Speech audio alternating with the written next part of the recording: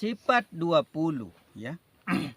Bukan sekedar ucapan ya, lisan ya, bukan sekedar kita baca dengan lidah saja atau hukum perkataan ya. Suara kalam ya. Bukan kita ucap saja maksudnya ya.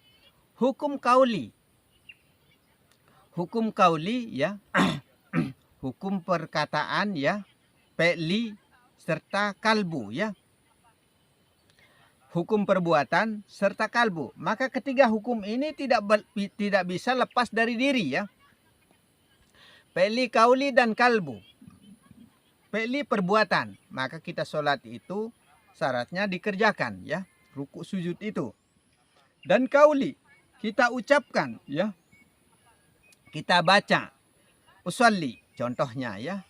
Lapas niat bahwa sholat apa yang akan dikerjakan dan berapa rakaat sholat itu yang akan dilakukan. Nah itu contohnya ya. Tapi kita sebagian besar lepas dari hukum kalbu. Ya. Hukum perkataan sudah benar. Kauli ya. Hukum fi'li sudah benar. Sudah sujud rukuknya benar ya. Tapi hukum kalbu ini dilalaikan. Tiga hukum ini tidak bisa terpisah ya. Kalau kita tidak menggunakan hukum kalbu, bisa-bisa mungkin seharusnya kita mengerjakan 2 rakaat bisa jadi berapa rakaat. Atau lupa atau kurang. Karena kita tidak menggunakan hukum kalbu ya. Nah, kemana pikiran itu? Ini yang perlu kita perhatikan. Jangan sampai di dalam sholat melayang pikiran kemana-mana. Jangan sampai fawalil musallin allazinahum an sholatihim sahun. Ya. Orang yang lalai di dalam sholatnya malah upahnya adalah neraka yang adem. Kalau adem ayam enak, tapi adem dingin di dalam kulkas mati juga kita ya. Sama saja. Seperti itu. Maka jangan sekali-sekali saya sarankan kepada seluruh netizen ya. Kalau kita sholat, jangan sampai sholat kita itu melamun pikiran kemana-mana. Tumakninah, konsentrasi pikiran. Benar-benar merasa beserta dengan Allah. Merasa berkalam bareng dengan Allah. Merasa bergerak bareng dengan Allah. Setiap ruku sujud, iktidal dan lain sebagainya. Merasa beserta dengan Allah. Dan pandanglah kiri kanan kita itu. Jangan pandang zahirnya. Pandang batinnya. Luar dan dalam zahir dan batinnya tiada lain. Hanyalah Allah. Maka Allah lah yang terpandang pada jamaah kiri dan kanan. Sekaliannya hanyalah Allah. Begitu. Tidak terpandang lagi yang lainnya. Itu namanya sudah masuk di dalam musyahadah menetapkan Allah pada diri ya. Sudah termasuk sudah naik ke Sidratul Muntaha. Tidak terpandang lagi yang lainnya hanyalah Allah. Begitu caranya ya. Maka jangan pikiran kita melayang kemana-mana. Kalau kita kerjakan sawah contohnya. Pikiran kita terlintas ke sawah. Nanti disuruh tuntut pahalanya di sawah itu. Apapun jenis pekerjaan kita, sebagian besar pikiran kita melayang kemana-mana. Jangankan orang lain, saya sendiri saja sekilas masih bisa seperti itu. Itu. Jangankan orang lain. Nah itu. Maka sebaiknya ya. Ini saya sarankan baik-baik ya. Saya berwasiat kepada kita semua netizen dimanapun juga berada. Kalau bisa gunakan hukum kalbu. Baca dia dengan hati dan perasaan bacaan itu. Ya. Baru pada saat tarikan napas ke dalam baca asma Allah. Yang berakhir dengan huruf nun ya. Dan pada saat hembusan napas keluar. Baca asma Rasul. Dengan bersamaan napas keluar. Itu namanya napas kepasrahan. Pada tarikan napas ke dalam itu namanya napas penyatuan. Nah, agar kita menyatu dengan asma Allah, nama Allah ya. Nah, maka ikuti napas termasuk kita sudah menetapkan Allah pada diri. Dan sudah termasuk Solat yang tiada berkeputusan, solat doimun, solat doim ya. Solat tiada berkeputusan pada saat kita melakukan pekerjaan syariat, pekerjaan badan, sekaligus kita baca dengan tumak ninah, dengan betul-betul konsentrasi, batin kita gunakan ya, gunakan hukum kalbu ya di dalam hati bersama dengan napas pada saat membaca asma Allah dan asma Rasul, insya Allah kita akan terhitung orang-orang yang tiada pernah memutuskan sholatnya, sembahnya, walau siang dan malam. Maka sertakan napas. Napas itu adalah hidupmu beserta dengan hidup kita sendiri. Ya, jangan sekedar hanya ucapan lisan atau pekerjaan badan saja maksudnya ya. Cara membedakan asma Allah dan asma Rasul itu mudah sekali. Mana yang berakhir dengan huruf nun itulah asma Allah. Contoh, Bismillahirrahmanirrahim. Kan mim terakhir ya, 19 hurufnya. Pada saat napas keluar, Alhamdulillahi Rabbil Alamin. Kan nun terakhir. Nah itu kita ucapkan bersamaan pada napas ke dalam. Itu Ar-Rahmanir-Rahim. Mim kan terakhir. Nah hembuskan pada saat napas ke dalam. Dan ayat seterusnya ke dalam. Dua ayat itu. Maliki yaumiddin, iyyaka na'budu wa iyyaka nasta'in. Itu tentu sekali dua ayat itu bersamaan dengan napas, tarikan napas ke dalam ya. Ihdinas siratal mustaqim pada saat napas keluar. Dan siratal ladzina an'amta alaihim ghairil maghdubi alaihim waladdallin. Amin. Itu pada saat napas ke dalam 44 hurufnya. Itu sehingga berjumlah asma Allah dan asma Rasul terbagi di dalam diri zahir dan diri batin. Maka dikatakan sebagiannya untuk Allah dan sebagiannya untuk kita. Asma Rasul kepada kita, kepada diri zahir, dan asma Allah ditujukan kepada diri batin. Insya Allah bersama napas akan terhitung sebagai sholat yang tiada berkeputusan. Insya Allah ya. Seperti itu caranya. Jangan ngawur maksudnya. Baca tinggal baca, kerjakan dengan kerjakan saja, bukan seperti itu ya sebenarnya. Maka kita harus tahu aturan-aturannya secara kebatinan dan tahu aturannya secara zahir dan tahu aturannya secara hukum kauli, hukum ucapan. Maka hukum fi'li, kauli dan kalbu tidak pernah bisa terpisahkan. Seperti itu sebenarnya ya. Hukum kauli menentukan perbuatan ya. Bahwa apa yang akan diperbuat. Nah itu. Masuklah ke niat. Maksud hati akan mau melakukan perbuatan apa. Dan berapa rakaat sholat yang akan dikerjakan. Maksudnya ya. Aku tahu maksud hatimu. Nah, Allah itu mengetahui maksud dan tujuan kita. Dan kemana arah pikiran kita. Allah mengetahui. Karena siapa yang hidup pada diri, siapa yang wujud pada diri, siapa yang bergerak pada diri, siapa yang berkalam pada diri. Hidup itu mengetahui segalanya ya. Di dalam diri manusia itu adalah makhluk yang berkeinginan. Roh yang punya mau. Bermaksud melakukan perbuatan. Nah, karena roh itu, batin itu, wujud dalam itu yang punya kemauan yang akan menjalankan segala sesuatu. Karena badan ini adalah ikut serta, maka kita selalu beranggapan bahwa zahir ini yang menjalankan, itu yang melakukan segala hal perbuatan ya. Itulah roh yang banyak itu ya. Itulah roh yang banyak itu dan punya perbuatan masing-masing. Itulah roh. Huruf yang hidup pada diri ini. Huruf roh itu hidup pada diri ya. Huruf yang hidup ya. Roh ya.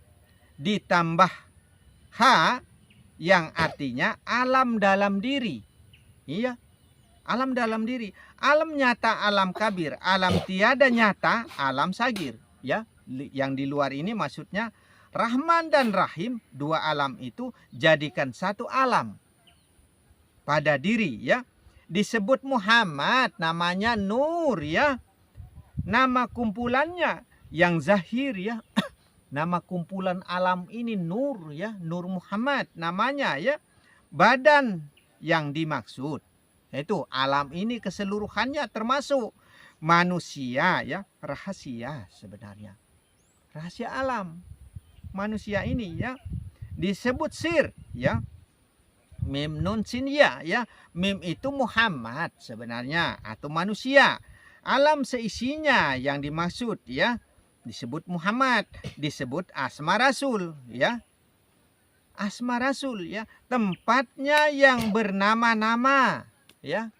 Di situ tempatnya banyak nama pada alam. Pada alam ini banyak sekali ya, banyak sekali nama maksudnya.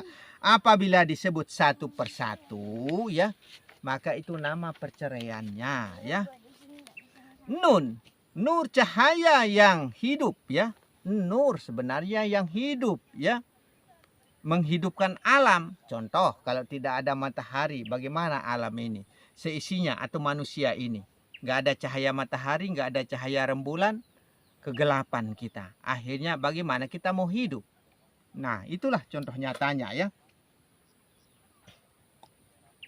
Maka nun itu adalah nur. Nur itu adalah cahaya. Cahaya yang hidup. Begitu. Kalau tidak ada cahaya matahari mati kita. Begitu saja. Berikut seisinya ya. Itulah matahari. Itu mata hati sebenarnya yang dimaksud ya. Kata Rasulullah. Maka hukum kalbu tadi ya. Sulitkah engkau memandang matahari pada waktu terang? Ini kata Rasulullah. Siang hari maksudnya ya. Pada siang hari sulitkah kita melihat matahari pada siang hari? Ini kata kias ya, perumpamaan, metamor sindiran sebenarnya ya. Sindirannya hidup ya. Sulitkah kita memandang wujud diri kita yang hidup? Nah itu, wujud zat, wujud diri kita ya. Sulitkah engkau memandang bulan? Betapa terangnya pada saat bulan purnama. Masa susah sekali kita lihat bulan pada saat tanggal 15? Nah itu. Ini perkataan Rasulullah ya. Sulitkah kiranya kita memandang Muhammad pada alam? Ya. Sifat nyata dan kenyataan. Tajalinya Allah yang wujud hidupnya diri. Ya, pada badan. Saya rasa terlalu buta mata hati kita. Ya. Basiroh tidak terpakai. Pandangan roh, sari roh. Inti sari yang ada pada roh itu adalah roh yang hidup, roh yang wujud, roh yang berkata-kata, roh yang berkalam, nur segalanya. Nun itu nur cahaya hidup yang tiada pernah bergoyang ke kiri dan ke kanan. Roh Kudus atau Rohul Kudus, nama cahayanya Jibril sebenarnya ya, malaikat ya, yang mengatur cahayanya pada arsi, pada utek kecilnya manusia ya. Di dalam utek kecilnya manusia titik nun sebenarnya. Asma Allah itu ya, titik nur sebenarnya. Cahaya hidupnya Jibril. Itu yang dimaksud ya. Maka disebut roh. Itu makhluk yang melakukan segala hal perbuatan. Malaikat ya. Titian sirot mana yang mau diseberangi. Terserah kita sekarang. Jalan mana yang mau dilewati ya. Roh mana yang mau dihidupkan maksudnya. Itulah ketentuan surga dan nerakamu. Itu kita yang menentukan. Az-zahiru rabbi wal batinin nabi ya. Segala sesuatu itu kita yang duluan maksudnya ya. Kita arahkan kemana hidup ini maksudnya begitu. Jika melewati hewani, roh hewan itu ya. Binatang manusia itu wujudnya. Itu wujud binatang. Maksudnya nanti kita akan dirubah wujud oleh Allah. Karena perlakuan hidup kita itu adalah hewan. Mengikuti hawa nafsu, setan. Itu sehingga wujud kita akan berubah binatang karena kita hidupkan hewan kita pada diri. Nah itu karena malaikat jin setan manusia sungguh ada pada diri manusia. Sebenarnya tinggal mana yang kita mau lewati. Nah itu sehingga saya katakan titian sirot mana yang mau diseberangi. Nah itu mim nun sin. Jeriji pertama ya menandakan badan. Jeriji kedua menandakan hati. Jeriji ketiga menandakan nyawa. Sebenarnya hukum fi'li syaratnya dikerjakan. Syarat syariat ya. Syariat namanya. Itulah syarat ya. Syaratnya harus dikerjakan. Yaitu cara sembahnya badan maksudnya. Itu juga perkataan Rasulullah. Hah? Itu yang dimaksud sholat 5 waktu dikerjakan dengan badan. Tuh serahnya pun serahnya badan. Cuma badan saja yang diperhatikan gitu. Berasal dari bahasa Arab ya, yang artinya doa ya. Sholat itu maksudnya ya, yang artinya doa. Apa perbedaannya dengan doa? Perbedaannya dengan doa ya. Karena sholat itu diawali dengan takbiratul ihram, diakhiri dengan salam ya. Yang dulu didahulukan, yang belakang dibelakangkan ya. Diakhiri dengan salam dan tertib. Itu perbedaannya ya. Tuma'ninah, konsentrasi pikiran yang ada dalam pikiran, perbuatan, perkataan, pandangan serta batin hanyalah Allah saja, jangan adakan yang lainnya. Itu cara sembah, maksudnya merasa beserta bareng dengan yang maha hidup, berwujud pada diri insan, diri alam yang di dalam diri maupun di luar diri. Itu hati-hati dan berikhtiar, kepasrahan, redo dan ikhlas bahwa hanyalah Allah semata. Itu Allah segalanya. Yang dimaksud arti makna dari doa iftitah itu ya. Makna dari doa iftitah ya. Tapi kadang-kadang ya kita tidak mau menghiraukan kadang-kadang ya. Karena tidak diwajibkan ya doa iftitah itu ya. Nah, sehingga kadang-kadang tidak dihiraukan. Yang diwajibkan adalah Al-Fatihahnya ya. Nah itu sehingga banyak orang yang menghilangkan doa iftitah. Jangan seperti itu ya, karena kesempurnaan ya. Jazamkan dulu niat ya. Betul-betul mengatur napas, kepasrahan ya. Hanyalah napas hidup. Hanyalah napas hidupnya yang maha hidup maksudnya ya. Allah maksudnya ya. Tiada milik kepunyaan diri manusia karena tidak ada milik kita. Ikhlas namanya. Tuh baru namanya ikhlas. Betul-betul huwallahu ahad. Dialah Allah yang esa itu. Itu. Dialah Allah yang esa, kuasa menguasai diri zahir serta diri batin. Allah mengatur pada hidup ini karena Allah yang hidup, Allah yang wujud. Begitu. Pada setiap bacaan Al-Fatihah yang asma Rasul dibaca pada napas ke dalam, mana yang asma Allah dan asma Rasul, pilih mim dan nun. Begitu. Untuk membedakan asma Allah dan asma Rasul yang berakhir dengan huruf mim. Begitu. Yang berakhir dengan huruf nun. Begitu cara kita ya.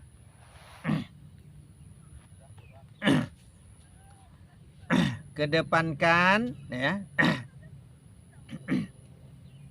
Yang asma Allah itu huruf nun ya, pastikan itu ya. Konsentrasi pikiran ya kepada utak kecil kita sendiri ya, membayangkan titik nur ya, titik nun ya, yang merupakan cahaya malaikat Jibril ya, Rohul Kudus pada aras kursinah ya, di bagian kepala kira-kira 2 jari ya ke depan ya. Dari pusaran rambut, itulah yang dimaksud tumakninah sebenarnya. Pada saat salam ke kanan ya. Pada saat salam ke kanan